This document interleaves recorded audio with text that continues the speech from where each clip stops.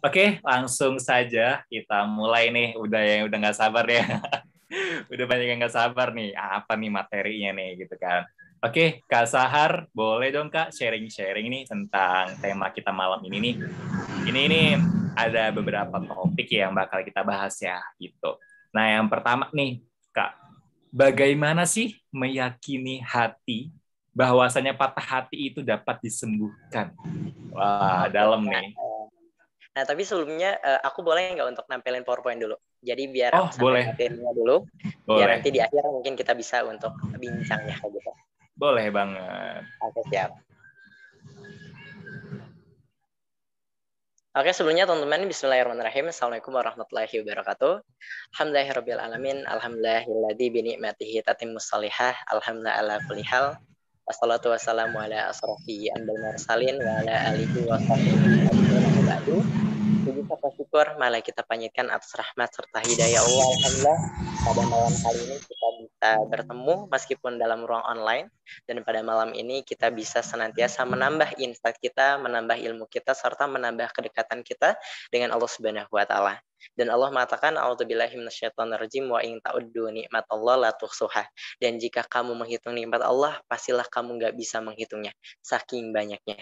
Nikmat mata kita bisa melihat jutaan warna.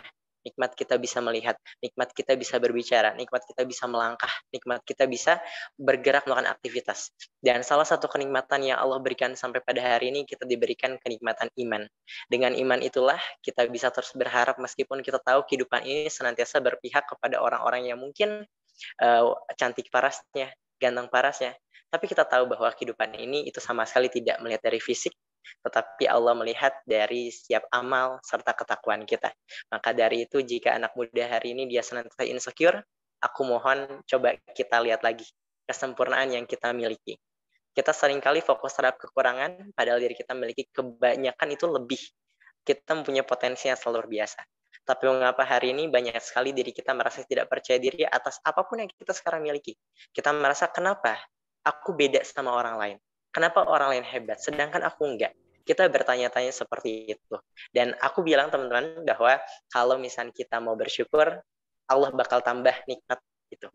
Dan itu janji dari Allah. Kalau misalnya kita syukur, Allah bakal tambah kenikmatan itu. Dan kalau misalnya kita kufur atas nikmat Allah, niscaya azab Allah sangat pedih. Maka dari itu yuk kita sama-sama bersyukur dulu. Dan tidak lupa juga salawat serta salam adalah kita curahkan kepada Nabi besar Muhammad Sallallahu Alaihi Wasallam. Oke teman-teman, aku pengen nanya dulu, boleh teman-teman tulis di kolom chat, teman-teman namanya siapa dan asal dari mana? Silakan boleh tulis di kolom chat. Silakan. Karena kita biar semakin kenal, semakin akrab juga, biar pembawaannya enak juga seperti itu. Silakan tulis di kolom chat ya.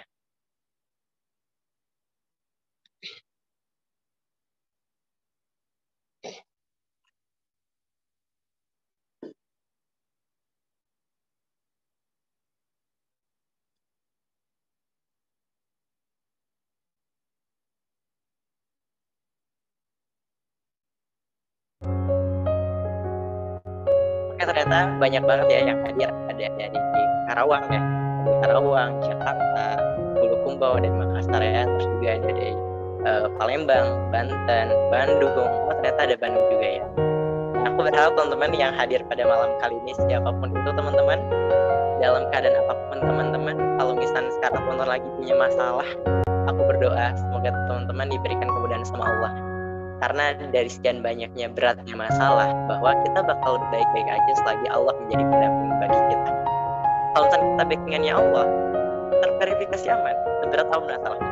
Dan aku harap teman-teman pada malam kali ini yuk sama-sama kita lepasin dulu masalah kita, karena jadinya kita terlalu fokuskan masalah, padahal masih banyak kebahagiaan yang kita bisa ukirkan. Gitu.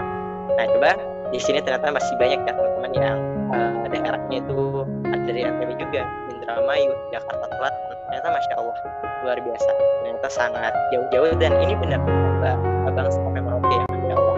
Dan aku berharap juga semoga komunitas Jogja ini bisa memberikan manfaat bukan hanya di Indonesia, tapi bisa juga pada seluruh dunia. Nah, oke, insya Allah pada malam kali ini kita akan bahas tentang penyulam luka, merajut bahagia cinta.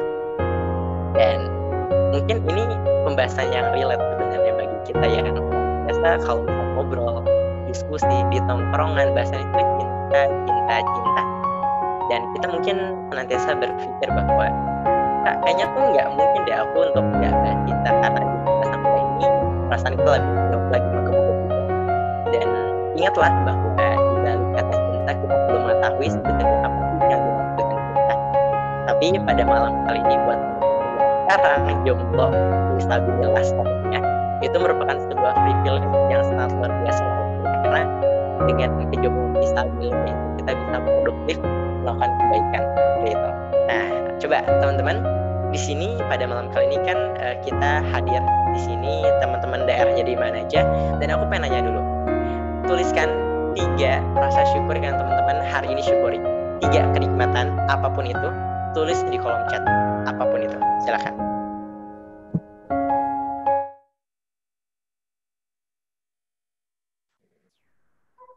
Tiga kenikmatan ya yang teman-teman syukuri sampai hari ini, apa aja boleh tulis di kolom chat, silakan. 3 aja, jangan banyak-banyak ya.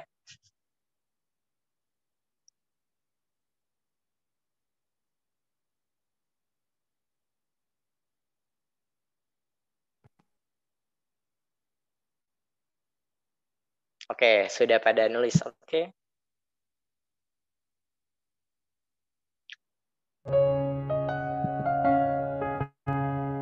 Oke, kebanyakan jawabnya itu adalah iman, Islam, kenikmatan sehat, terus juga kenikmatan kita diberikan nafas sama Allah.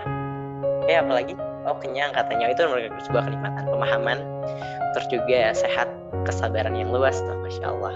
Keluarga, iman, ilmu, terus juga ada juga bisa melihat senyum orang tua, Masya Allah. Karena begitu sederhana ternyata ya, kita lihat senyuman dari ibu kita atau ayah kita, atau mungkin dari orang yang kita bantuin untuk membukain pintu Indomaret aja, itu senyumannya tuh membuat kita bahagia. Nah, jadi sebenarnya kalau misalnya kita bisa fokus atas kenikmatan-kenikmatan yang sederhana, kita bakal melihat banyak sekali sebuah kenikmatan atau kebahagiaan yang sering kita lewati. Karena kita terlalu fokus terhadap masalah, sampai kita lupa bahwa ternyata kehidupan itu ya akan berjalan begitu aja. Dan kita nggak dijanjikan untuk setiap hari baik-baik aja, enggak. Teman-teman nggak setiap hari harus baik-baik aja, enggak. Tapi setiap hari kita hanya perlu bertahan dan bersyukur, itu aja.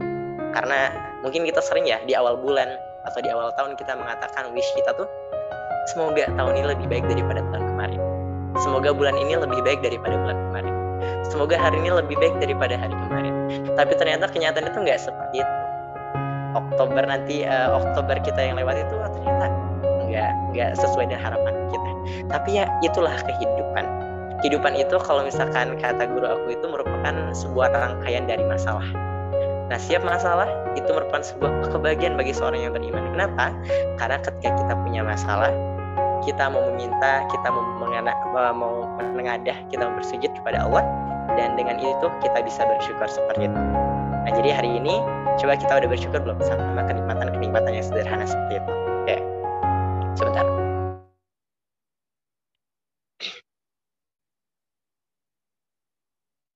Sip. Nah, oke, kita masuk kepada materi kita, menyulam luka, merajut bahagia cinta.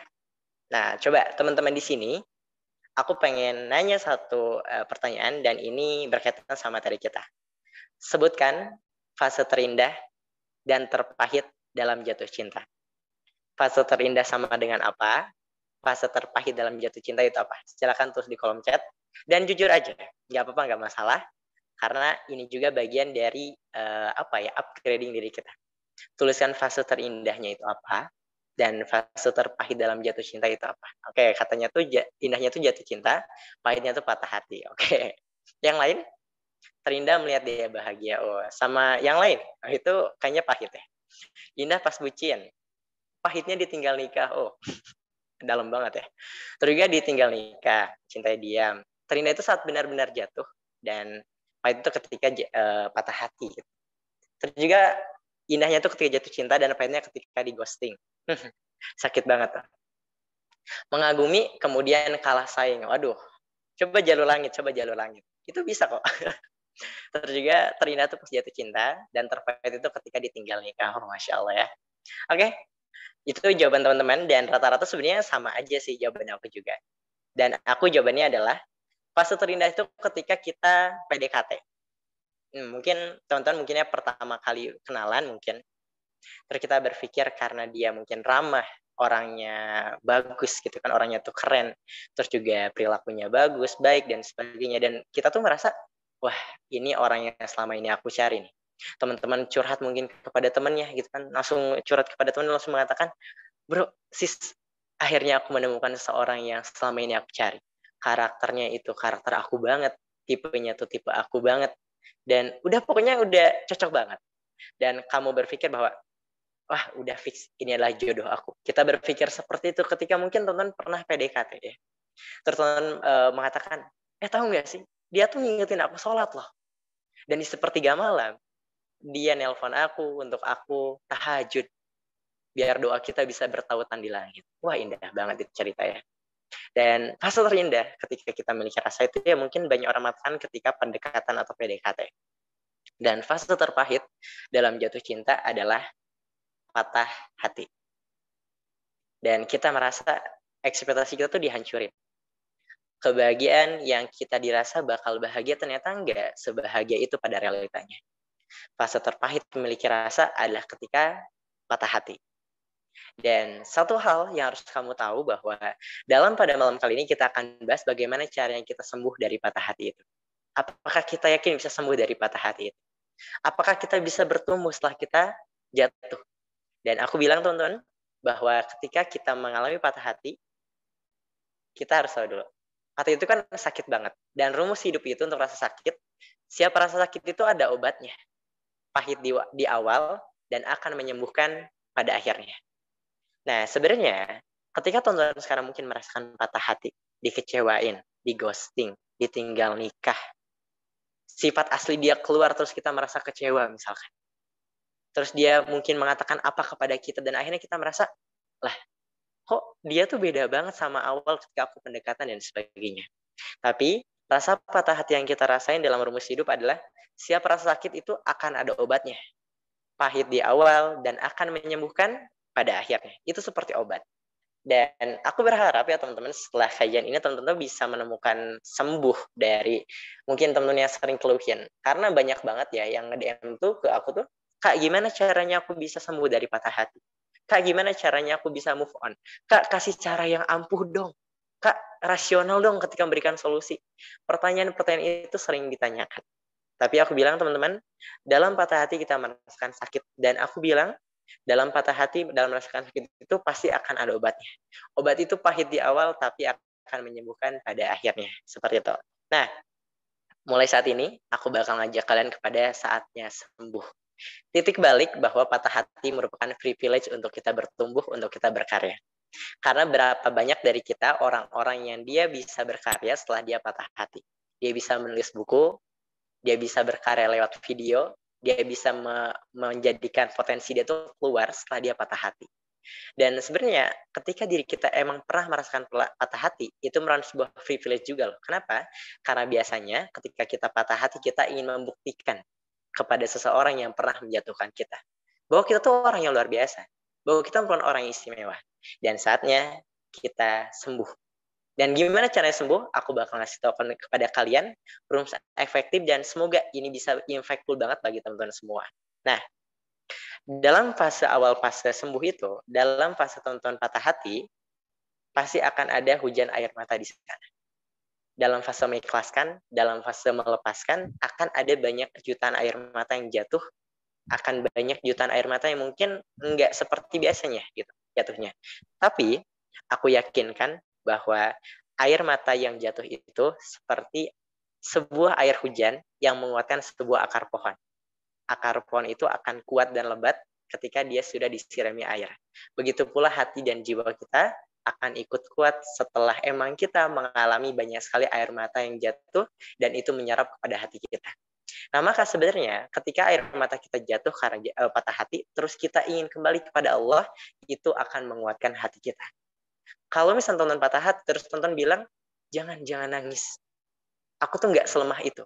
Itu salah. Kalau misalnya mau nangis, ya nangis aja.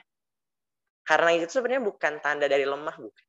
Tapi nangis itu ya, itu merupakan sebuah hal kewajaran dalam hal perasaan. Ketika teman-teman sekarang nangis, apakah itu jadi misalkan jadi disebut cengeng? Enggak juga. Kalau misalnya kita bisa menempatkan dengan baik, enggak cengeng juga. Karena biasanya air mata yang jatuh karena sebuah hal yang itu mungkin penting dalam hidup kita, berarti air mata itu sangat berharga bagi hidup kita. Nah, begitu pula ketika teman-teman sekarang untuk proses menerima setelah jatuh cinta, maka air mata yang jatuh itu seperti air hujan yang menguatkan sebuah akar pohon. Air mata yang jatuh itu menguatkan hati kita. Dan biasanya setelah kita nangis, itu merupakan sebuah ada keteguhan dalam hati kita. Ada sebuah harapan untuk kita bisa lebih kuat lagi daripada hari kemarin. Dan ketika teman-teman sekarang dalam proses menerimanya, itu pasti akan banyak jutaan air mata yang jatuh. Tapi biarkan tangisan menjadi perwakilan dari jutaan kata keluhan lisan. Nah, kalau misalnya teman-teman sekarang nangis, itu tangisnya tuh di sujud. Kalau misalkan teman-teman ngerasa sedih, teman-teman ngerasa sakit banget, patah hati, bisa ditinggalin, di ghosting, teman-teman pengen nangis, simpen tangisannya itu lewat sujud. Biarlah tangisan itu yang mewakilkan setiap kata, ribuan kata dari lisan kita. Karena coba, aku pengen nanya dulu, kapan sih kita bisa nangis ketika sholat? Ketika lagi banyak masalah atau sedikit masalah? Jawabannya ada ketika kita lagi banyak masalah. Kapan kita bisa takbiratul ihram terus sambil nangis? Cuma Allahu Akbar itu buat kita nangis kapan? Ketika kita lagi banyak masalah atau sedikit masalah? Ya, ketika kita lagi banyak masalah. Dan kalau misalnya teman-teman sekarang pengen merasakan kehusyuan sholat, sebenarnya adalah kita menghadirkan setiap masalah-masalah hidup kita dan kita curahin kepada zat yang maha pemberi solusi. Kalau misalnya sekarang teman-teman banyak nangis karena mungkin pernah patah hati, tonton diputusin, digosing, tangisin aja lewat sujud. Di sepertiga malam, di sunyinya malam, teman-teman nangis aja. Meskipun nggak bisa mengeluarkan kata-kata, meskipun nggak bisa berkata-kata apapun, cuma nangis, keluarin air matanya, itu sudah mewakilkan beribu-ribu kata yang ada di lisan kita. Maka kalau misalkan teman-teman sekarang nangis di hadapan Allah, apakah itu menjadikan diri kita menjadi seorang hamba yang lemah? Oh no, tapi malah ketika diri kita nangis, kita lemah di hadapan Allah, Allah akan menguatkan kita. Nah, jadi coba hari ini, kalau misalkan teman-teman sekarang ingin merasakan khusyunya sholat, bisa nangis ketika sholat, apakah ketika kita lagi banyak masalah aja? Yuk kita belajar, ketika lagi nggak banyak masalah juga, kita coba untuk khusyuk. Untuk kita bisa nangis ketika sholat kita. Karena biasanya, air mata yang jatuh ketika sholat itu memberikan arti yang banyak bagi kita. Mungkin teman-teman pernah ya punya masalah, banyak banget masalahnya. Terus teman-teman saking baiknya masalah, nggak tahu curhat ke siapa. Doa, sholat, sujud, sabar, udah nangis tuh kayak ngerasa lega aja gitu. Oh, ternyata masalahku tuh nggak besar-besar banget. Dan katakan kepada masalah yang besar itu, aku punya Allah yang maha besar. Nah, jadi jangan pernah menyimpan air mata itu kecuali lewat sujud dan doa-doamu. Karena biasanya air mata yang jatuh di hadapan Allah itu akan menguatkan seseorang dan Allah bakal memuliakan dia. Seperti itu. Nah, dalam fase mengikhlaskan itu, dalam fase melepaskan setelah kita patah hati, setelah kita mungkin di ghosting, ditinggal nikah, diputusin, dikecewain, lepaskan saja apa yang menurut Allah tak baik bagimu. Akan ada pengganti yang di luar ekspektasi bagi orang yang memperbaiki. Nah, coba teman-teman. Kita seringkali merasa ketika patah hati setelah kita mungkin melepaskan seorang, kita merasa, aku bakal bahagia nggak ketika nggak sama dia? Aku bakal bisa nggak sih kalau misalnya nggak sama dia? Pikiran kita berperang banget. Pikiran kita berisi. Kita mengatakan, aku nggak bisa deh hidup tanpa dia. Mungkin kita merasa seperti itu. Tapi lepaskan saja apa yang menurut Allah tak baik bagimu. Dan ingat, akan ada pengganti yang di luar ekspektasi bagi orang yang memperbaiki. Kita senantiasa berpikir bahwa setelah kita putus sama satu orang, kita berpikir aku bisa dapat jatuh cinta atau misalnya aku bakal dapat cinta orang yang lain lagi nggak? Padahal teman-teman, setelah patah hati, fokus kita adalah aku pantas nggak ya dapat cinta Allah? Bukan aku pantas dapat cinta orang atau orang baru, enggak. Tapi kita harus coba bertanya kepada diri kita setelah kita emang mungkin patah hati, tanyakan ke diri kita, aku pantas nggak dapat cintanya Allah? Aku pantas nggak bisa jadi hamba yang istimewa di depan Allah. Nah, maka dalam hal ini kita perlu belajar untuk mengikhlaskan. Karena ingat, setiap yang dilepaskan karena Allah akan kembali kepada kita dengan hal-hal yang di luar ekspektasi kita dan membuat diri kita berpikir, oh ternyata Allah baik banget. Allah luar biasa banget. Membuat aku jauh dari orang yang tidak pantas, membuat aku lepas dari orang yang tidak pantas, dan membuat aku bertemu dengan orang yang memang sudah pantas dan selayaknya bersamaku. Nah, maka mulai hari ini jika emang dalam fase patah hati, lepaskan aja. Ikhlasin aja. Karena di balik rasanya ikhlas, akan ada tumbuh kebahagiaan yang sama sekali tak pernah kita kira keadaannya. Seperti itu. Nah, ini pesan buat teman-teman. After patah hati itu, jangan lagi mau patah hati setelah pernah. Kalau misalnya udah pernah, jangan mau kedua kalinya. Kalau udah pernah patah hati, jangan mau lagi untuk patah hati. Mau sampai kapan? Kita patah hati oleh satu orang, terus kita berpindah kepada orang lainnya. Setelah itu kita patah hati lagi, kita kacau lagi, kita jatuh lagi. Setelah itu kita pasti sembuh lagi. Terus kita hubungkan dengan orang yang lain juga, hubungkan dengan orang yang baru juga. Tapi ternyata kita patah hati lagi. Sampai kapan putus nyambung, dan buat kita merasa jauh dari hakikat kebahagiaan yang selama ini kita cari. Nah, maka jika memang teman-teman sekarang sudah patah hati, jangan lagi mau patah hati setelah pernah. Udah sekali aja, jangan mau dicoba lagi. Mau sampai kapan kita senantiasa mengedepankan hawa nafsu kita, logika kita, sampai tidak mengedepankan hal-hal yang bersifat berkaitan sama hati. Hati itu nggak bisa dibohongi, teman-teman. Hati itu udah berteriak sama hal-hal yang sering kita lakukan. Karena apakah ada cerita yang lebih indah daripada, atau misalkan adakah cerita yang lebih buruk daripada diri yang senantiasa terus bermaksiat, tapi hati itu ingin taat gitu.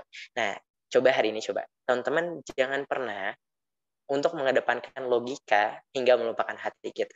Hati kita berteriak atas kenikmatan ibadah yang tak hadir dalam setiap ruku dan sujud kita. Kenapa? Karena diri kita tak benar-benar untuk mau melepaskan sesuatu yang itu emang tidak diridhoi oleh Allah Subhanahu wa taala. Nah, ini sebuah quotes dari aku. Tak ada sebaik-baik mengganti setelah patah hati kecuali Allah yang mengganti dalam ruang hati. Nah, kalau misalnya teman-teman bertanya, setelah kita move on, siapakah yang menggantinya? Siapakah yang menggantikan posisinya di ruang hati kita? Jawabannya cuma satu aja.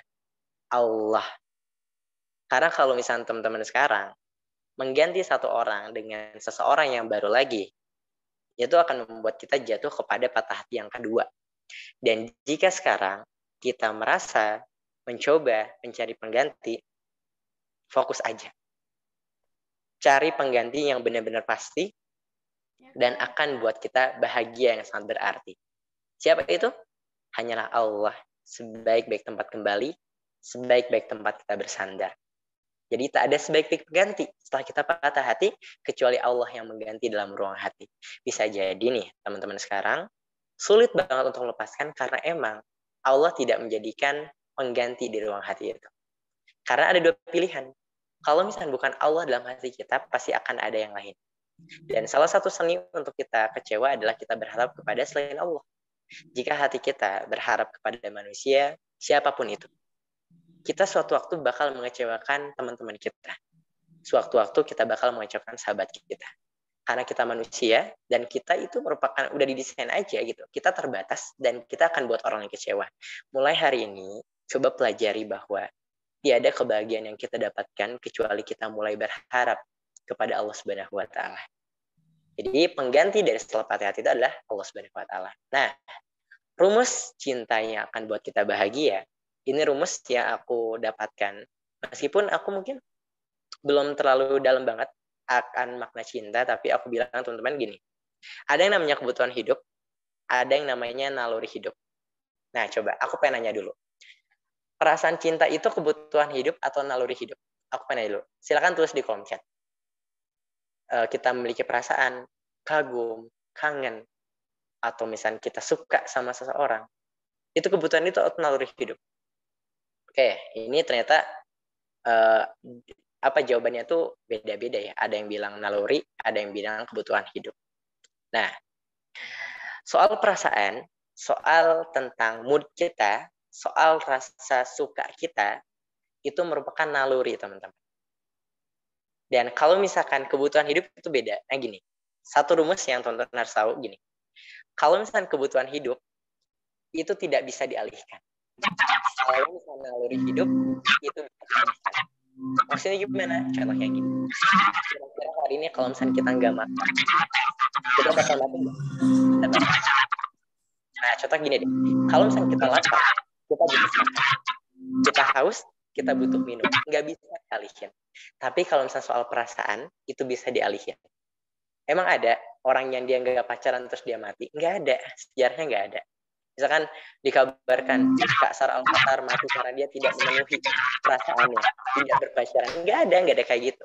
Tapi kenapa kita senantiasa salah dalam mengartikan tentang perasaan? Karena gini, kita selalu menyandarkan perasaan itu kepada kebutuhan hidup. Padahal soal perasaan, soal cinta itu bukan kebutuhan hidup, melainkan itu naluri hidup. Dan rumus paling simpelnya dari mungkin kata belibet itu gini aja. Kalau misalnya teman-teman sekarang punya perasaan, kalau misalnya perasaan itu nggak pengen menggebu-gebu dan nggak pengen nge-distract hidup teman-teman, teman-teman harus punya pengalihan. Dan kalau misalnya kebutuhan hidup itu nggak bisa dialihin, teman-teman lapar ya harus makan, teman-teman haus ya harus minum. Tapi kalau misalnya soal perasaan, kita kagum, rindu, suka, itu bisa dialihin. Nah, jadi kalau misalnya hari ini, jika sekarang kita sibuk dengan perasaan cinta, bisa jadi emang tidak ada pengalihan dalam hidup kita. Dan salah satu hal yang senantiasa aku bilang kepada teman-teman, kalau misalnya kita nggak sibuk sama kebaikan, kita bakal sibuk dengan keburukan. Kalau misalnya setiap hari kita bahasnya cinta mulu, perasaan mulu, hal-hal yang berkaitan sama perasaan, bisa jadi emang kita nggak punya pengalihan dan kita nggak punya kesibukan. Dan kalau misalnya teman-teman bertanya, kok bisa ya? Misalkan para konten kreator dakwah, dia tuh istiqomah dalam kejomblo visabilillahannya misalkan. Kenapa mereka tuh nggak terjerumus kepada hal-hal yang berkaitan dengan perasaan? Cuma satu aja, orang-orang hebat, mereka punya pengalihan dan mereka punya kesibukan. Sampai satu momen aku berpikir, aku bakal mikirin soal perasaan kalau misalnya aku nggak sibuk. Coba teman-teman, kita sering overthinking terhadap perasaan ketika kita lagi kerja atau ketika kita nggak lagi kerja. Ketika kita lagi sekolah atau ketika kita lagi diem di kamar misalnya nggak ada kegiatan, dan biasanya overthinkingnya atau pikiran-pikiran yang berkaitan perasaan dan cinta dan sebagainya itu biasanya muncul ketika kita lagi sendiri dan ketika kita lagi gabut. Nah, jadi mulai hari ini sebenarnya bisa jadi perasaan-perasaan yang kita sekarang miliki itu bisa jadi kenapa bisa timbul terus karena kita tidak punya pengalihan, kita nggak punya kesibukan. Nah, kalau misalnya hari ini teman-teman, ketika teman-teman pengen move on, itu harus hapus distraction, ya apapun yang mengganggu teman-teman. Maksudnya gimana? Contohnya gini, teman-teman pengen move on dari satu orang, tapi teman-teman masih nyimpan kontaknya, teman-teman masih nge-follow IG-nya, teman-teman liatin terus instastory-nya, pantengin terus. Itu lama-lama teman-teman nggak bisa move on dari sana. Kenapa? Karena itu distract banget, itu ganggu banget. Dan kalau misalnya emang serius pengen move on, serius pengen bertumbuh, semua yang ngeganggu atas pikiran-pikiran perasaanmu itu, maka hapus kontaknya. Kak, aku nggak enak kak ngapus kontak dia. Nah, ini kembalikan kepada pilihan kita. Kita mau ambil pilihan istimewa atau enggak. Selama ini kita bakal keganggu kalau misalnya diri kita tidak berani mengambil keputusan-keputusan yang akan membuat diri kita bahagia. Nah, kalau misalnya kita pengen move on, maka hapus distract-nya. Hapus yang mengganggunya. Dan gini deh, ini sebuah buku. Ini merupakan sebuah rumus move on juga. Jadi gini, kalau misalnya teman-teman emang pernah punya hubungan dengan seorang, itu tuh seperti sebuah buku yang menceritakan dari awal pendekatan sampai akhirnya kamu patah hati. Aku pengen nanya dulu kepada teman-teman. Seandainya jika teman-teman menulis buku tentang perasaan jatuh cinta teman-teman, judulnya pengen apa? Teman-teman nih, misalkan cerita teman-teman ketika pendekatan, ketika mungkin suka, terus mungkin ada juga yang jatuh cinta, terus juga akhirnya kecewa. Kira-kira kalau misalkan cerita teman-teman itu dibukuin. Nah, coba teman-teman judulnya pengen apa? Apapun itu, boleh tulis di kolom chat ya. Misalnya teman-teman punya cerita yang banyak dan panjang banget, dan sekiranya cerita teman-teman itu mungkin dari pertama pendekatan sampai akhirnya patah hati, kalau misalnya dibukuin, emang apa teman-teman ngasih judulnya apa? Ada yang jawab tentangmu katanya. Mencintai karena Allah, ku bertahan. Oke. Nggak ada yang jawab ibuku ternyata kakekku seperti Indosiar. Nggak ada ya. Sesakit ini mencintaimu. Oke. Wes. Wah, keren-keren sih ini. Pertemuan singkat yang melekat. Oke. Nah, terus ada rencana judul buku nih. Ku milih Tuhan, Allah Subhanahu wa taala. Mengagumi dengan cara yang salah. Aku ikhlas melepas. Melupakanmu dengan bismillah. Oke. Kesalahan ya. Cinta tak harus dimiliki. Keyakinan berujung permainan. Meninggalkanmu demi Robku. Wah, tuh. Tanpa disadari, sebenarnya kita udah kepikiran untuk mengeluarkan sebuah karya. Kenapa ketika patah hatinya nggak dicurahin lewat karya? Karena banyak loh dari teman-teman kita yang dia berkarya setelah dia patah hati. Setelah dia menemukan, misalkan dia jatuh, dia hancur dan sebagainya. Dan itu jadi buku. Dan di sini tuh bukunya tuh udah bagus-bagus banget judulnya. Nah, tapi kenapa diri kita tidak mau untuk mencurahkan patah hati kita kepada karya karena diri kita tidak mau untuk bertumbuh setelah patah hati. Nah, aku bakal kasih tahu deh, gimana caranya kita bisa produktif, kita bisa menemukan potensi diri kita setelah kita patah hati. Nah, pertama, rumus produktif yang aku bilang kepada teman-teman, gini, mungkin ada sebuah hal yang berbeda di antara diri kita. Kalau misalkan bangun tidur, aku tuh ketika bangun tidur, aku langsung pinpoint, aku pengen masuk surga. Itu dalam benak aku. Ketika bangun tidur, aku langsung pinpoint dalam benak aku pengen masuk surga. Nggak tahu, setiap hari kayak gitu. Dan itu dalam tujuan aku dalam hidup dalam sehari itu, ketika aku bangun tidur, misalnya jam 3 pagi misalkan, aku langsung pinpoint dalam benak aku simpan goals aku pengen masuk surga. Dan itu membuat aku produktif. Bangun, wudu, sholat, baca Quran, melakukan amal soleh, berinfak, tolong orang lain. Dan itu bisa muncul tergantung produktivitas kita pada pagi hari. Dan seandainya jika teman-teman sekarang sulit banget untuk produktif. Kenapa? Karena memang diri kita ketika bangun pagi memikirkan hal-hal yang tidak produktif. Ketika bangun tidur, kita cari HP tuh. Benar, cari HP. Bangun tidur berpikir, misalnya tugas, gimana dan sebagainya. Dan kalau misalnya jujur aku itu bangun tidur langsung pinpoint, aku pengen masuk surga. Nggak tahu, setiap hari kayak gitu. Dan itu membuat aku produktif. Itu membuat aku mau beramal soleh. Dan sampai hari ini aja, ini secapek-capeknya diri aku, kalau misalnya ada amanah dakwah, ada misalkan aku pengen buat konten tentang kebaikan, aku pengen melakukan amal soleh, meskipun dalam keadaan capek, aku mau beramal soleh. Kenapa? Karena gimana kalau misalnya di hari itu merupakan hari terakhir dalam hidup aku. Jadi kalau misalnya kita mau produktif, tentukan dulu. Kita mau mati dalam keadaan apa. Untuk mengawali hidup, kita tanya dulu, kita pengen mati dalam keadaan apa. Dan ketika kita tahu kita pengen mati dalam keadaan apa, kita pasti mau beramal untuk mempersiapkan kematian itu. Mati itu takdir, dan kita mati dalam keadaan apa, itu pilihan. Kita bisa mempersiapkannya. Maka, rumus produktif setelah patah hati adalah mulai hari ini ketika bangun tidur langsung pinpoint. Goals aku pengen masuk surga. Dan saat kita mau beramal dari itu, gimana kalau misalnya hari itu merupakan hari terakhir dalam hidup aku. Nah, coba. Jadi, mulailah untuk produktif setelah emang teman-teman merasakan patah hati. Kedua, atur waktu.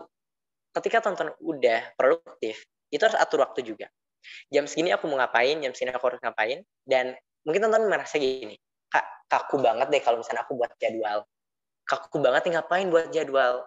Kaku banget, dan sebagainya. Padahal teman-teman, aku masih ingat di kelas 2 SMP, aku buat jadwal kegiatan dari aku bangun sampai aku tidur lagi. Siap jam itu ada kegiatannya.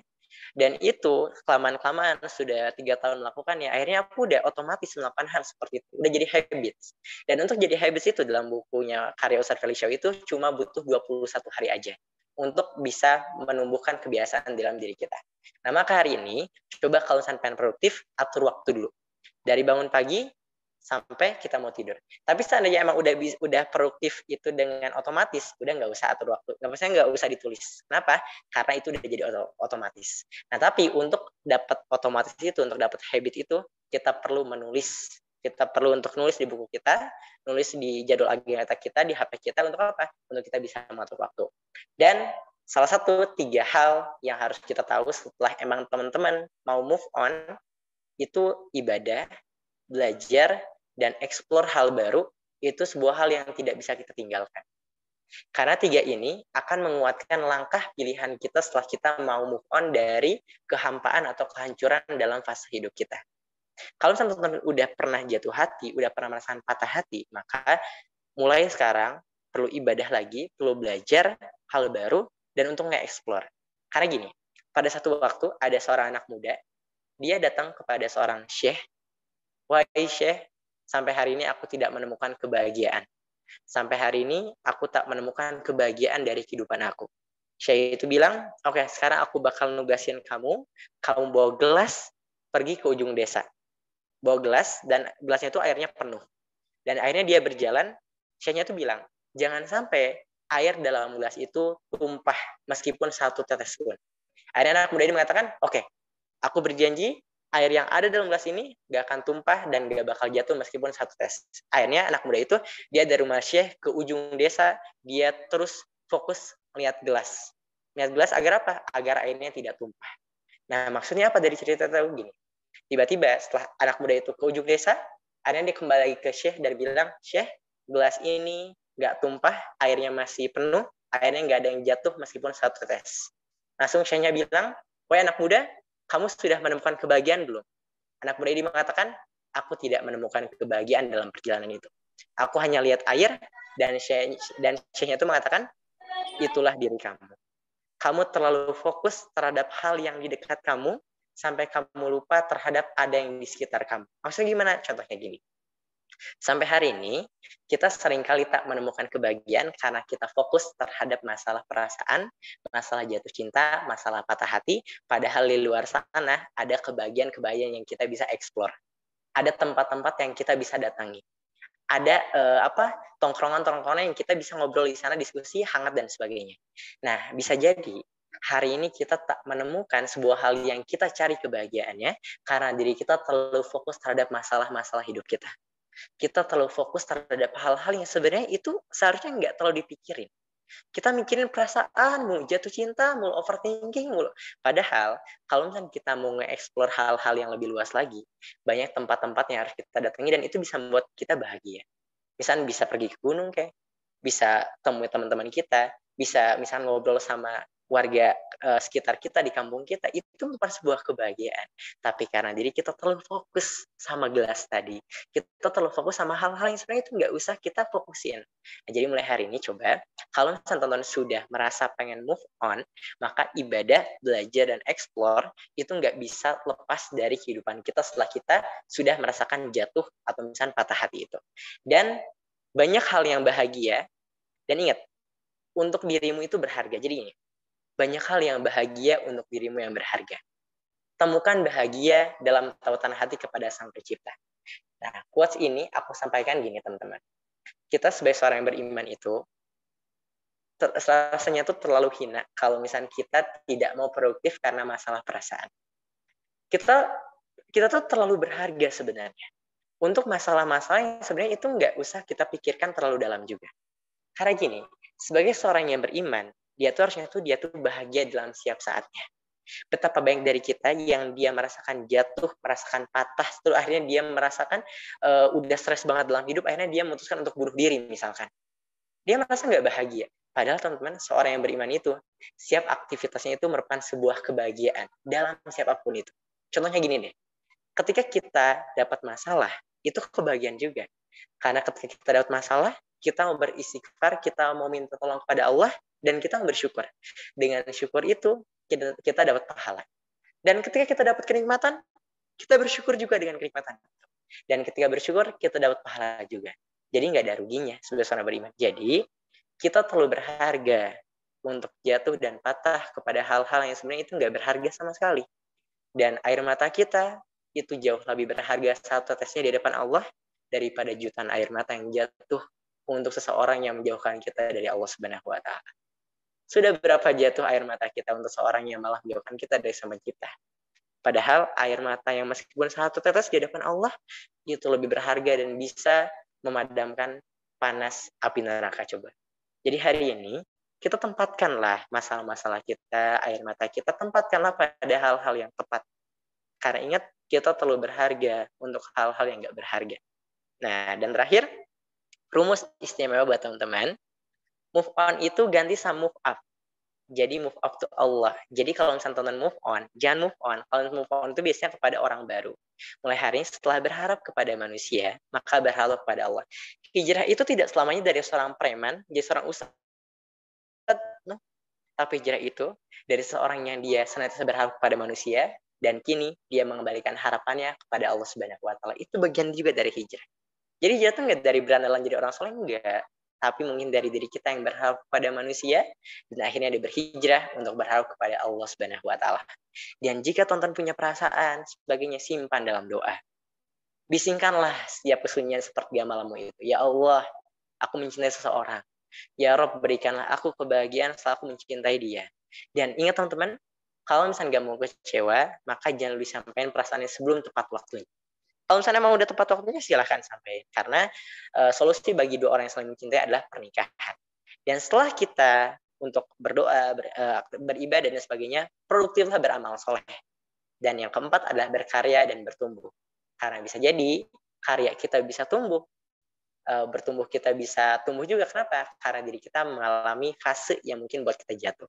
Dan ingat teman-teman, segala yang dipatahkan oleh dunia itu akan disambungkan dan akan disembuhkan oleh Allah Subhanahu wa Ta'ala. Mungkin tonton kita mengatakan kepada kita nggak bakal sembuh. Kita nggak mungkin sembuh. Tapi itu mudah bagi Allah. Tinggal kun fayakun, maka jadilah. Maka hari ini, dalam keadaan apapun itu, siapapun teman-teman, aku berharap tiada yang menjadi sebuah kebuntuan ketika kita berharap kepada Sang Pencipta. Karena pasti akan ada jalan, meskipun terkadang untuk mendapatkannya perlu banyak tetesan air mata di sana. Maka dengan rumus istimewa ini, tonton bisa mengetahui setelah kita patah hati, maka yuk kita move up to Allah, simpan dalam doa, bisingkanlah sepertiga malammu itu dalam sujudmu, sampaikan aja kepada Allah. Terus produktif beramal soleh, karena bisa jadi kita melakukan hal-hal yang bersifat kemaksiatan, sibuk sama perasaan, karena kita nggak sibuk beramal soleh. Dan keempat, yuk sama-sama kita berkarya dan bertumbuh. Karena ingat, setiap kebaikan yang kita lakukan untuk kita niatkan fokus untuk mendapatkan ridha Allah Subhanahu wa Ta'ala, itu akan berbuah surganya Allah Subhanahu wa Ta'ala. Nah, jadi rumus ini semoga teman-teman bisa menerapkan dalam hidup teman-teman. Dan aku bilang teman-teman, untuk kita berkarya dan bertumbuh, hanya kita perlu bertumbuh 1% setiap hari. Meskipun cuma sedikit-sedikit nggak apa-apa. 1 menit sehari nggak apa-apa. 5 menit sehari nggak apa-apa. Kelamaan-kelamaan kita bisa jadi orang istimewa dengan pilihan-pilihan yang tentunya tidak sederhana. Mungkin itu aja atas presentasi yang aku bisa sampaikan. Barakallahu fiikum. Assalamualaikum warahmatullahi wabarakatuh. Waalaikumsalam warahmatullahi wabarakatuh. Wah, aku merasa terinspirasi sekali nih, terutama dalam hal manage waktu dan produktif ya tentunya. Dan selama ini yang diterapin ya alhamdulillah fine-fine aja gitu kan, yang selalu diterapin. Dan mungkin yang di sini yang udah mulai kayak, wah ini kayaknya nanti harus bangun pagi nih, kayak biar kayak Kak Sahar nih gitu kan. Karena kan habit itu yang menentukan kesuksesan kalian di masa yang akan datang nanti. Jadi tentukan habit-habit kalian yang terbaik dan senyaman kalian gitu kan. Oke, sekarang ini adalah sesi dari Q&A. Nah, ini aja tunggu-tunggu nih. Pasti, udah banyak yang bertanya nih, Kak. Kebetulan nih, ada yang gercep banget namanya Kak Ayu Ratnasari. Assalamualaikum warahmatullahi wabarakatuh, Kak Al-Fathar. Masya Allah, terima kasih atas pemaparan materi yang luar biasa yang Kak Fathar sampaikan. Saya izin bertanya, tips dan pandangan dari Kak Al-Fathar agar ketika menyulam luka, kita tak berbalik kembali untuk mengingat kembali lukanya, apalagi wanita yang sering terkena trauma akibat pelecehan seksual, agar ia tetap semangat menjalani kehidupan yang mereka anggap sudah berantakan. Silakan dijawab, Kak Sar. Terima Ya, kasih. bismillah. Semoga yang bertanya Allah mudahkan untuk terus kuat, karena teman-teman diri kita manusia yang lemah, kita hamba yang tak bisa apa-apa, kita terbatas. Dan aku hanya menyampaikan beribu-ribu doa, semoga Allah mudahkan, Allah sembuhkan, karena mungkin manusia bisa membuat kita berantakan. Tapi ketika kita berharap kepada Sang Pencipta, kita akan ditumbuhkan, meskipun terkadang untuk mendapatkannya perlu banyak proses yang itu menyakitkan kepada diri kita. Tapi satu hal yang akan membuat diri kita berharap kembali adalah cuma satu aja. Selagi nafas itu masih ada kesempatan untuk kita kembali kepada Allah. Dan gini ya teman-teman, Ketika kita jauh dari Allah aja, Allah nggak ninggalin kita, apalagi kita mau berbalik kepada Allah. Allah akan memeluk kita. Nah, kita senantiasa berpikiran terlalu seuzon. Kita merasa Allah bakal ngampunin gak ya misalkan. Allah bakal cinta lagi sama aku nggak ya setelah aku berantakan dan sebagainya. Dan aku hanya menyampaikan satu aja, dan semoga ini bisa masuk pada hati kamu jadi gini. Tidak ada sebuah keputusasaan bagi orang-orang yang beriman. Karena keputusasaan hanya ada pada orang-orang yang tidak beriman. Selagi teman-teman memiliki Allah yang Maha Pengampun, maka akan ada ampunan yang banyak. Dan ini gini, mungkin kita melakukan dosa seluas samudera, tapi ampunan Allah itu seluas alam semesta. Mungkin kita melakukan kesalahan sedalam sumur, tapi bisa jadi Allah memberikan ampunan kepada kita sedalamnya lautan. Maka sebenarnya satu hal aja yang ingin aku sampaikan. Jangan pernah kehilangan harapan selagi Allah ada di samping kamu. Karena cuma satu hal aja. Ketika diri kita dibilang aja gini, kita tuh merasa lega, tenang tuh kalau misalnya kita udah keluar satu kalimat, oh nggak apa-apa kan ada Allah. Cuma gitu aja, itu membuat kita tenang. Nggak apa-apa kan ada Allah. Allah pasti ampuni aku. Dan itu pikiran husnuzon itu harus kita terus tumbuhkan. Dan biasanya di anak muda ini, mindset yang aku terapkan gini, sampai hari ini, kalau misalnya emang salah, pernah melakukan kesalahan, balik, minta maaf. Itu aja. Balik, minta maaf. Mungkin kalau misalnya kita maaf kepada manusia, sulit untuk diampuni. Kalau misalnya maaf kepada Allah, tinggal kita sholat, udah diampuni sama Allah. Dan coba gini, teman-teman. Kita setiap hari sholat 5 waktu. Dan aku tahu juga dari guru aku, ketika kita ruku, semua dosa-dosa kita itu dikumpulin di atas punggung kita. Pas kita sujud, dosa-dosa kita berjatuhan. Coba. Nah, maka sebenarnya setelah teman-teman sekarang pengen memperbaiki diri yang emang mungkin pernah rusak dan sebagainya, biarkanlah sholat yang menjadi wasilah atas perbaikan hidup kita. Jadi aku pengen menyampaikan, jangan lupa untuk sholatnya. Yuk, kita mau sholatnya nggak terlewat 5 wajib yang itu aja. 5 waktu. Kalau misalnya emang sana belum bisa yang sunnah. Dan jika emang udah bisa yang wajib, tambah yang sunnahnya. Setelah itu tambah lagi dan amal-amal yang lainnya. Dan aku akan menyampaikan satu aja buat yang bertanya. Semoga Allah memudahkan, dan ingat, tidak ada keputusasaan ketika kita mau berharap pada Allah. Mungkin manusia membuat diri kita merasa kecewa atas keputusan kita. Maksudnya gimana? Contohnya gini. Manusia itu menilai kita seringkali dari masa lalu. Kalau misalkan aku pernah melakukan kesalahan masa lalu, biasanya tuh udah dinilai sampai masa depan tuh udah kayak gitu. Dia udah pernah salah, Saru udah pernah salah misalnya. Tapi Allah tidak melihat masa lalu seorang hamba. Tapi Allah melihat hari ini seorang hamba itu dan masa depan dia melakukan apa. Jadi hari ini kalau misalnya manusia udah membuat kamu jatuh, rapuh, buat kamu berantakan dan sebagainya, ingat, manusia itu terbatas dan manusia itu akan mati semuanya. Maka dan itu, yuk sama-sama kita berharap sama Allah. Dan aku nggak tahu teman-teman, bisa jadi orang yang dia pernah berantakan hidupnya karena manusia, tapi insya Allah kalau misalnya dia tekadnya kuat untuk mendapatkan cinta Allah, bisa jadi Allah tempatkan dia di surganya Allah Subhanahu wa taala ketika dia kembali kepada Allah. Dan Allah akan mengatakan kepada kita, bagi hamba-hamba yang memperbaiki diri, ya ayat Tuhan nafsul mutmainnah, wahai jiwa-jiwa yang tenang, wahai jiwa-jiwa yang mau memperbaiki diri, wahai seseorang yang dia mau kembali kepada Allah, irji'i ila rabbika radiyatan mardiyah, sini pulang, aku udah rindu sama kamu, bekal kamu udah cukup, sini pulang. Dan Allah mengatakan di kalimat terakhirnya, di ayat terakhirnya adalah wadkhuli fi ibadi wadkhuli jannati. Kebayang dong, Allah bilang kepada kita, hambaku, kamu sudah melakukan yang terbaik, kamu sudah beramal soleh, kamu sudah bertobat, sini pulang dan masuklah kepada syurgaku. Itu merupakan sebuah hal yang kita harapkan sampai hari ini. Dan semoga yang bertanya, aku cuma satu aja sampaikan di terakhir adalah, jangan pernah putus asa untuk mengharapkan cinta dan rahmatnya Allah. Karena sesuatu yang diberantakan oleh dunia akan dikembalikan dalam hal yang utuh dan istimewa di hadapan Allah Subhanahu wa taala. Barakallahu fikum, ya sallallahu fi umurakum. Mungkin itu aja. Wah, Masya Allah, luar biasa, nancep jawabannya nih, langsungan. Bagaimana Kak Ayu Ratnasari, jelas ya. Oke, kita lanjut ke penanya selanjutnya. Tadi ada yang raise hand ya, tadi siapa ya? Kak Bayu ya, Muhammad Bayu Nurdiansyah. Oke, boleh disampaikan apa yang mau ditanyakan? Ya, sebelumnya terima kasih. Bismillah tanpa salam ya. Iya, ya. Sedikit cerita dulu mungkin ya.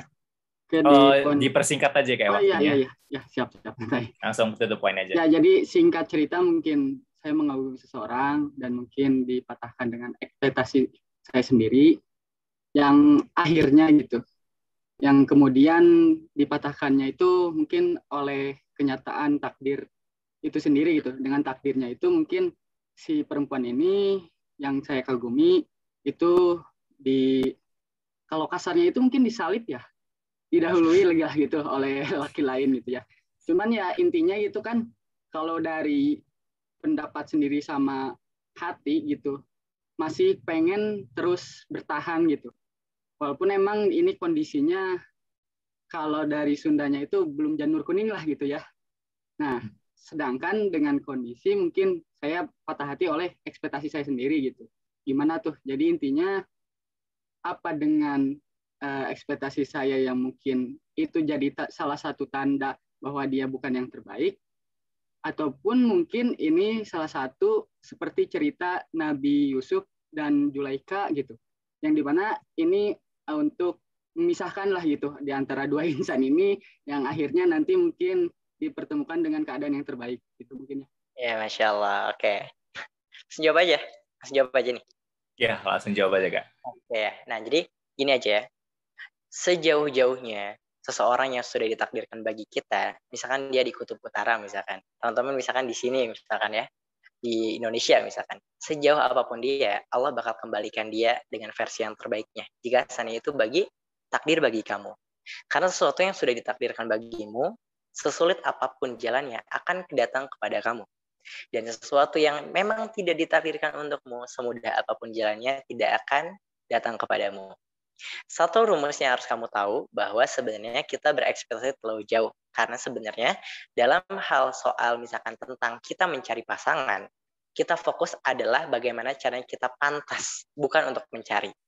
Karena kalau misalnya kita mencari, kita bakal sibuk sampai kita tidak mau memperbaiki diri.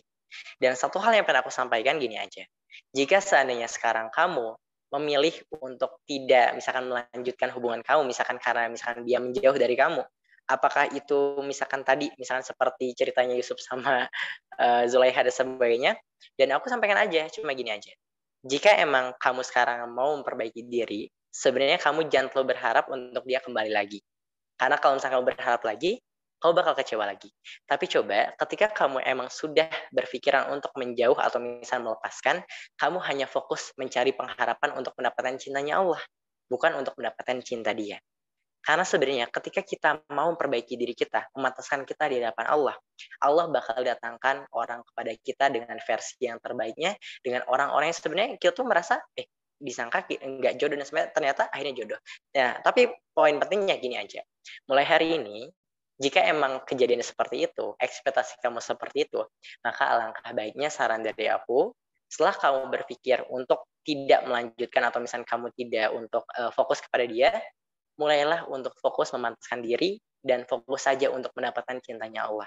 Karena sebenarnya bisa jadi kita senantiasa menerka-nerka atas masa depan yang sebenarnya pikiran kita terbatas. Kita manusia nggak tahu masa depan. Dan Allah lah yang tahu akan masa depan kita. Dan untuk menerima itu sebenarnya perlu modal yakin aja. Yakin aja. Karena kalau misalnya aku sampein rumus-rumusnya, kiat-kiatnya, itu nggak bakal ampuh juga kalau misalnya kita nggak mau yakin sama takdirnya Allah. Karena teman-teman gini, ada yang namanya qada, ada yang namanya qadar. Ada takdir yang nggak bisa kita ubah, ada takdir yang kita bisa ubah. Tugas kita hanyalah berikhtiar atas pilihan hidup kita. Dan soalan takdir, kita hanya perlu mengimani. Kenapa? Karena takdir itu nggak bakal Allah hisab. Maksudnya gimana? Contohnya gini deh. Tonton misalnya ditakdirkan untuk lahir di Indonesia. Itu kan takdir. Kita nggak bisa request sebelum kita lahir di dunia. Misalnya kita bilang, ya Allah, aku minta dong lahir di Jerman, kita nggak bisa untuk minta seperti itu. Kenapa? Karena itu takdir. Dan takdir itu hanya perlu diimani. Sedangkan pilihan hidup contohnya apa? Contohnya gini deh. Misalnya kita punya mata warna biru, itu takdir. Dan kita memilih untuk melihat apa dengan mata itu pilihan. Maksudnya gimana? Contohnya gini. Tadi warna mata biru itu takdir, itu nggak bakal hisab. Tapi apa yang dilihat dari mata kita, itu yang bakal hisab. Nah, itulah atas takdir dan pilihan. Nah, dengan kasus kamu seperti itu, kamu hanya perlu mendapatkan satu hal aja dalam hidup. Apa itu? Mencoba untuk berpikir lebih jernih lagi, untuk berpikir lebih sadar lagi bahwa kita nggak tahu masa depan. Mungkin kita anggap dia baik, mungkin dia anggap itu merupakan sebuah tipe bagi kita dan kita bakal bahagia ketika kita bersama dia, tapi ingat, kita nggak tahu masa depan. Kita hanya tahu apa yang kita bisa lakukan hari ini aja. Dan mulai hari ini, saran dari aku aja biar nggak ada patah hati kedua kalinya, mulailah untuk berharap sama Allah, jangan berharap kepada lainnya. Fokus untuk dapetin cintanya Allah, biar Allah yang datangi seseorang yang tepat untuk kita. Mungkin sekarang kita sulit untuk menerimanya, tapi suatu saat masa depan kita akan mengatakan, Allah baik banget ya. Oh ternyata ini hadiah bagi aku yang memantaskan diri di depan Allah. Seperti itu jawabannya. Barakallahu fikum. Masya Allah, luar biasa sekali jawaban dari Kak Sahar. Bagaimana Kak Bayu, jelas ya? Semuanya ya, intinya tuh perbaikin diri dulu. Baru nanti kalau misalkan udah perbaikin diri, mau siapapun tuh bakal nempel nantinya. Begitu ya Kak Syar ya? Betul. Oke, kita lanjut ke pertanyaan selanjutnya. Ini ada dari... Wah, ini banyak sekali nih pertanyaannya nih. Oke, kita pilih. Oke, Kak izin bertanya nih, ini dari Kak Maria Olva. Gimana sih caranya supaya yakin dan tidak menyesali keputusan untuk meninggalkan seseorang? Karena aku selalu ngerasa takut udah salah ambil keputusan dan kadang selalu melihat sisi baik dari seseorang tersebut, jadinya malah menyesal. Dan kebetulan aku satu organisasi dengan orang tersebut dan dia adalah ketuanya. Jadi aku bingung nih, apakah aku harus keluar dan tidak mengikuti kegiatan dalam hal kebaikan di organisasi itu, atau aku tetap berkontribusi di organisasi tersebut. Wah, ini pertanyaannya banyak yang dalam ini. Oke, silahkan dijawab, Kak Sar. Nah, satu hal yang harus kamu tahu bahwa emang ketika kamu sekarang keluar dari organisasi itu, hidup kamu tuh bakal lebih baik nggak? Jadi gini aja, antara organisasi sama perasaan itu sebenarnya bakal beradu kalau misalnya duanya itu kontribusiin dalam dua hal. Maksudnya gimana? Contoh gini aja. Ketika kamu sekarang emang ada hubungan dalam satu organisasi juga, dia juga ketua misalkan. Terus misalnya kita tuh pengen nggak fokus sama dia, biar kita fokus misalnya, apakah kita harus keluar dari organisasi tersebut? Dan aku jawab gini aja teman-teman. Mulai hari ini sebenarnya dalam hidup tuh ketika kita berada dalam satu fase itu, kita bingung untuk mengambil keputusan. Kita dilema untuk mengambil keputusan. Dan sebenarnya untuk melepaskan sesuatu yang tidak diridhoi Allah itu sama sekali nggak usah ragu. Kenapa? Karena sesuatu yang berkaitan sama maksiat itu ya udah nggak usah ragu untuk ninggalinnya. Mungkin teman-teman merasakan manis di awal, tapi aku pastikan bakal pahit di akhir. Nggak di dunia aja, bisa aja di akhirat. Nah, tapi yang aku sampaikan gini aja. Kamu sekarang berorganisasi, tetap berorganisasi, karena di sana banyak kebaikan. Tapi, dalam organisasi itu, jika memang mudaratnya lebih besar, cenderung maksiatnya lebih besar, itu kamu harus bisa, atau misalnya berani untuk mengambil keputusan yang tepat. Kenapa? Karena sejatinya, untuk kita memilih sebuah keputusan atau sebuah hal itu harus memikirkan konsep ke depannya. Ketaatan aku seperti apa? Kemaksiatan aku juga akan seperti apa. Maka dalam hal ini, dalam mengambil keputusan, kamu hanya perlu mengambil keputusan itu dengan pemikiran. Jangan dengan perasaan. Kalau misalnya dengan perasaan itu labil, hari ini bisa kita ambil keputusan ini. Besok kita merasa nyesel. Hari ini kita suka, besok nggak suka. Hari ini kita kagum, besok nggak kagum. Hari ini kita rindu, besok nggak rindu. Nah itu hal-hal yang berkaitan sama perasaan. Nah, tapi ketika kamu sekarang ngambil keputusan, coba pakai pemikiran kamu yang matang dan jernih. Karena ketika diri kita menggunakan pemikiran kita dalam memilih sebuah keputusan, itu akan ideal banget ketika nanti kita setelah mengambil keputusan itu. Karena kenapa? Karena setelah kita menggunakan pemikiran, kita bakal tahu visi ke depannya seperti apa. Apa harus aku lakukan? Dan biasanya hal-hal seperti itu bisa tumbuh karena diri kita menggunakan pemikiran yang jernih dalam diri kita. Maka mulai hari ini, kamu hanya perlu melihat aspek yang berkaitan dengan ketaatan kamu dan kemaksiatannya yang akan lebih besar lagi. Dan ketika kamu sekarang mengambil dua keputusan, kamu perlu ambil dengan pemikiran kamu yang itu benar-benar jernih dan kamu kaitkan dengan aturannya Allah Subhanahu wa taala. Nah, jadi dalam hal ini aku akan menyampaikan aja, jangan ragu untuk melepaskan sebuah kemaksiatan karena dalam hal itu kamu mungkin awalnya nyaman, tapi aku pastikan di akhirnya pasti ada kepahitan seperti itu. Jadi jangan ragu untuk mengambil keputusan dan ingat sesuatu keputusan yang melibatkan Allah di dalam keputusan itu akan membuahkan kebahagiaan yang selama ini kita idam-idamkan. Karena seringkali ketika kita mengambil keputusan, kita senantiasa mengedepankan ego dan hawa nafsu kita. Dan akhirnya apa? Akhirnya menyesal dan sebagainya. Jadi jika emang kamu dalam satu titik susah, atau misalnya susah untuk mengambil sebuah keputusan, coba kamu bersujudlah, berdoalah kepada Allah, ya Allah tolong hamba, dan sebagainya. Minta tolonglah kepada Allah. Dan aku sering kayak gitu. Kalau misalnya emang ragu, kalau misalkan emang merasa susah untuk mengambil satu keputusan, dan aku libatin Allah. Dan pasti akan ada jalan yang Allah berikan. Nah, tapi karena ego dan hawa nafsu kita seringkali mengedepankan egonya hingga melupakan jalan yang Allah tunjukkan kepada kita. Itu aja jawabannya. Barakallahu fikum. Masya Allah, terima kasih Kak Sar. Jadi intinya gitu ya, kalau misalkan bingung nih untuk filter mana yang bagus atau enggak, langsung aja istikharah, langsung minta petunjuk sama Allah. Karena di situ pasti ada jalan yang paling terbaik buat kalian semuanya. Oke, kita lanjut lagi ya Kak ya, untuk pertanyaan selanjutnya, yaitu dari Kak Iin Melinda Putri. Assalamualaikum Kak, maaf izin bertanya. Bagaimana tips agar kita bisa menghindari ikhtilat apalagi lewat chat WhatsApp? Oke, ya. Ini kasusnya banyak banget. Ini nggak seorang, nggak 2 orang, ini banyak banget. Tapi gini teman-teman, yuk sama-sama kita belajar untuk berproses keluar dari hal seperti itu. Karena kalau misalnya kita mudah untuk berikhtilat, kita mudah untuk menchatting seseorang, itu emang nggak ada kepentingan di sana. Itu tanpa kita sadari mengurangi keproduktivitasan kita dalam beramal soleh. Karena sebuah kemaksiatan itu bisa menghilangkan kelezatan kenikmatan ibadah. Nah, mulai hari ini, belajarlah untuk mau berproses. Kalau misalnya ada yang chat itu lawan jenis, misalkan kita jawablah dengan hal-hal yang penting saja. Kak, susah kak, cuma satu aja yang aku sampaikan, paksain aja. Karena sebenarnya orang-orang yang istimewa, orang-orang yang hebat, dia cuma satu aja, mau maksain diri. Nah, meskipun emang berperang banget tuh antara logika dan itu berperang banget gitu. Kalau misalnya aku nggak bales, nanti dia gimana? Kalau misalnya aku ini gimana? Dan sebagainya. Kita berpikir seperti itu. Tapi yakinlah bahwa untuk kita mendapatkan sebuah hasil yang istimewa, perlu ada keputusan yang istimewa juga. Harus ada pilihan yang istimewa juga. Dan itu nggak sederhana untuk kita melakukannya. Tapi aku pengen memberikan satu pesan kepada teman-teman. Sampai saat ini aku masih belajar juga. Atau misalnya aku sekarang lagi berproses juga. Aku tuh nggak mudah untuk ngerespon seseorang yang emang itu nggak ada kepentingan dalam hidup aku, dia lawan jenis gitu misalkan. Nah, sampai hari ini itu menambah banget keproduktivitasan, sampai itu aktif sama itu berpengaruh banget terhadap hal seperti itu. Nah, satu hal yang harus kamu tahu, kamu bakal keganggu hidup kamu kalau misalnya kamu memudahkan diri kamu untuk berhubungan tanda kutip chattingan dan sebagainya dengan seorang itu emang gak ada kepentingan di sana. Itu bakal mengganggu produktivitas amal soleh kamu. Betapa banyak dari kita yang imannya naik turun, susah istiqomah, mungkin kita nggak pacaran, tapi kita bermesra-mesraan meskipun tanda kutip tidak berpacaran, berteman lewat room chat dan sebagainya, tapi di sana membahas-bahas tentang hal-hal yang berkaitan banyak banget. Kak, aku tuh chattingannya tapi dakwah kok kak, misalkan. Ya, mungkin seperti itulah, ngingetin sholat dan sebagainya. Jangan lupa tahajud ya, dan sebagainya. Tapi, teman-teman, sentuhlah titik sadarnya bahwa sebenarnya hati kamu tuh berteriak ini tuh salah kayak gitu sebenarnya. Tapi kenapa diri kita tidak mau mengambil keputusan dari sana?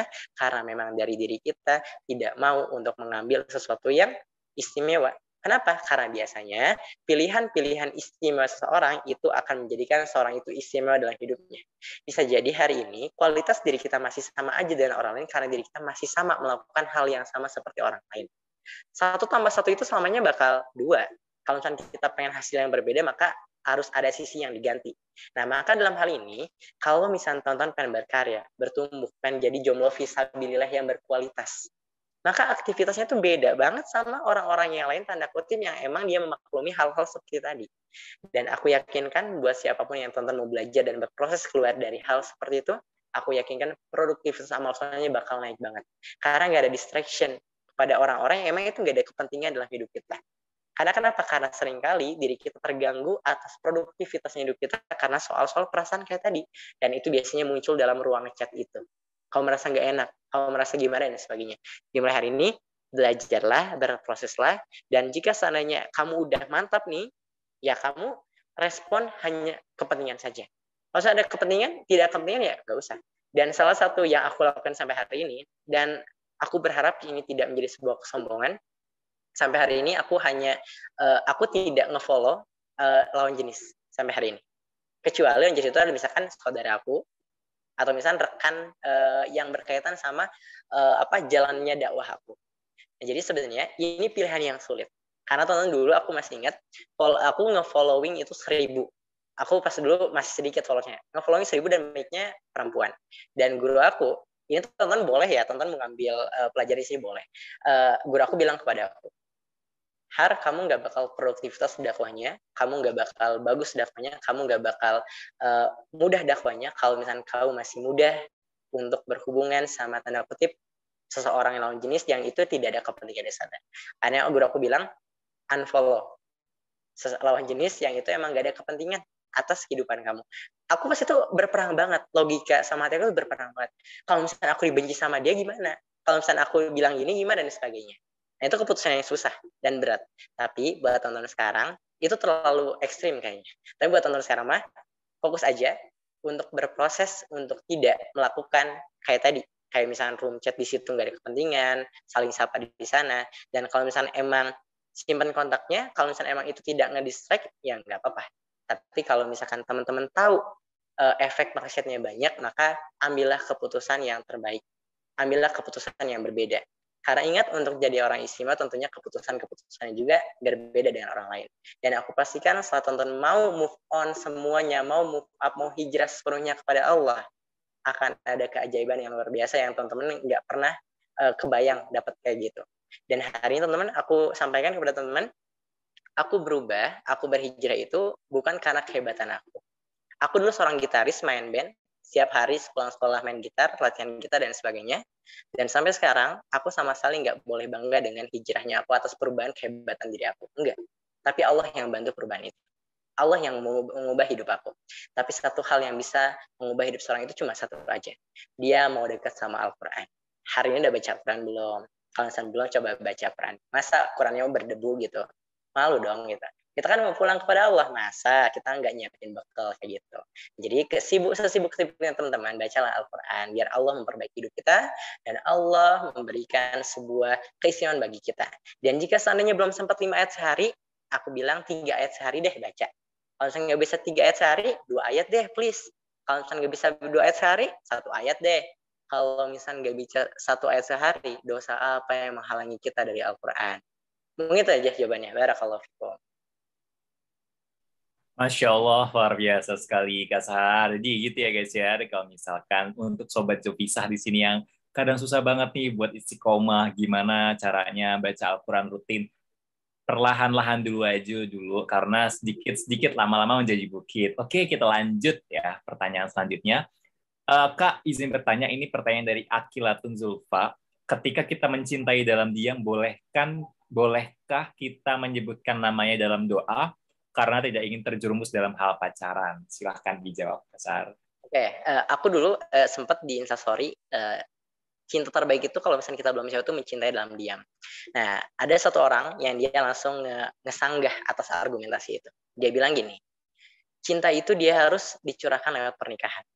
Kalau misalnya cinta dalam diam itu bukan cinta, melainkan kagum. Nah, sebenarnya kalau misalnya teman-teman kagum, lewat doa boleh nggak? Boleh. Itu aman banget, safety gitu, nggak buat kita kecewa juga. Kalau misalnya teman-teman sekarang mau curhat sama Allah, mau misalnya sampai ya Allah, aku tuh suka banget sama dia, itu tuh tipe aku dan sebagainya, sampein aja ke Allah. Malah Allah tuh kayak bilang tuh, aku tuh misalkan ya dengan bahasa kita, aku tuh seneng banget lah kalau kamu tuh mau cerita sama aku gitu. Nah Allah tuh bakal seneng banget ketika hambanya mau curhat atas apapun itu. Dan ketika ada seorang hamba dia ngeluhin misalnya kepada Allah, ya Allah kok hidup itu begini sih, kok dunia tuh nggak adil ya Allah, kok aku tuh beda sama orang lain. Allah marah nggak? Enggak. Allah bilang apa? Wa idza sa'alaka ibadi anni fa inni qarib. Dan jika ada hamba-hamba yang bertanya kepadamu, di mana Allah? Allah tuh gimana sih misalkan? Kok gini sih hidup lu? Apakah Allah bilang marah dan sebagainya? Enggak. Allah bilang fa inni qarib. Bilangin ke dia, aku itu dekat. Nah, kalau misalnya teman sekarang emang kagum sama seorang, sampein aja lewat doa, lewat sujud, sampein aja nggak apa-apa kok. Tapi kalau misalkan emang benar-benar cinta lewat pernikahan, tidak lewat pacaran. Kenapa? Karena aku pengen bilang teman-teman, kita terlalu berharga untuk jatuh lagi kepada hal-hal yang berkaitan sama perasaan kita. Maka mulai hari ini, jika emang suka, kagum, cinta, berdoalah kepada Allah, ya Allah, jika memang seandainya dia yang terbaik bagiku, maka dekatkanlah dengan jalan ketaatan. Jauhkanlah kami dari jalan kemaksiatan. Cinta itu menenangkan, cinta itu tidak akan merusak, dan cinta itu akan membuat seseorang itu bahagia yang memilikinya. Jika seandainya kita mengatakan bahwa kita cinta lewat pacaran, itu bukan cinta, itu hawa nafsu. Mulai hari ini, kalau misalnya emang benar-benar cinta, mending kita yuk sama-sama kita perbaiki dulu cinta kita kepada Allah, biar Allah yang mendatangkan dia dengan versi terbaiknya. Meskipun bukan seorang yang kita harapkan, tapi aku bilang, suatu saat teman-teman bakal merasakan bahwa ini yang terbaik bagiku, meskipun untuk berproses ke situ, akan banyak berperang banget antara logika dan hati kita. Mungkin itu jawabannya. Jadi, mulai hari ini buat kamu yang sekarang merasa kagum, merasa cinta dan sebagainya, kalau misalnya kagum boleh tuh untuk disimpan dalam doa. Tapi kalau misalnya cinta, kalau misalnya udah siap, langsung ke pernikahan aja. Karena tidak ada solusi yang terbaik bagi orang yang mencintai dua orang itu ada kecuali pernikahan. Dan aku harapkan aja buat teman-teman Jovisa di sini, semoga Allah berikan jodoh yang terbaik, bisa jadi teman yang enggak ngebawa teman-teman itu di dunia aja enggak, tapi membawa ke surganya Allah Subhanahu wa taala. Seperti itu. Barakallahu fikum. Masya Allah, luar biasa sekali jawaban dari Kak Sahar. Jadi intinya tuh cintai Allah dulu, cintai diri sendiri, baru nanti kita bisa mencintai orang lain. Begitu. Mau doa dalam diam pun boleh aja, tapi langsung menikah kalau bisa ya. Oke, lanjut pertanyaan selanjutnya. Oh iya, tadi ada Kak Rahmi yang sempat raise hand. Itu tadi boleh di on mic ya, Kak? Baik, terima kasih Kak atas waktunya. Sebelumnya saya pengen minta pendapat dari pemateri mengenai mungkin hampir sama pertanyaan sebelumnya. Cuma ini tentang kayak misal kita kagum sama orang karena misal dia soleh, produktif, benar-benar menurut kita, menurut pandangan kita nggak tahu dia di belakang bagaimana, tapi menurut kita dia itu benar-benar inspirable and perfect lah gitu kan. Nah, apakah salah? Bukan maksudnya mendoakan, tapi kita seperti membuat batasan bahwa ya Allah aku pengen yang seperti ini. Apakah itu salah atau bagaimana? Oke. Nah itu salah nggak? Jawabannya nggak salah. Karena sebenarnya ketika kamu sekarang berekspektasi atau berharap bahwa kamu pengen dapat jodoh yang soleh, dia misalnya taat kepada Allah, dengan kita tuh melihat tuh dia soleh banget, dia tuh keren banget dan sebagainya atas ketaatan kepada Allah. Dan ketika kamu sekarang berdoa kepada Allah, ya Allah aku pengen dapetin yang kayak dia misalkan, itu merupakan tanda bahwa ternyata Allah memberikan kehadiran dalam hati kita itu kepada orang-orang soleh, dan itu merupakan sebuah hal yang sangat luar biasa yang kita dapatkan. Karena betapa banyak dari diri kita yang mencintai orang-orang yang tidak mau taat kepada Allah, kagum kepada orang-orang yang tidak kenal kepada Rasulnya. Maka ketika kamu sekarang bertanya itu salah atau enggak, jawabannya enggak salah. Malah itu merupakan sebuah hal yang harus kamu syukuri, ternyata kamu sekarang diberikan keadaan sama Allah untuk mencintai orang-orang yang soleh, untuk berharap kamu bisa mendapatkan seorang yang bisa membantu untuk kamu perbaiki diri. Jadi jawabannya enggak salah, dan aku berharap dengan doa-doamu itu pasti akan Allah kabulkan.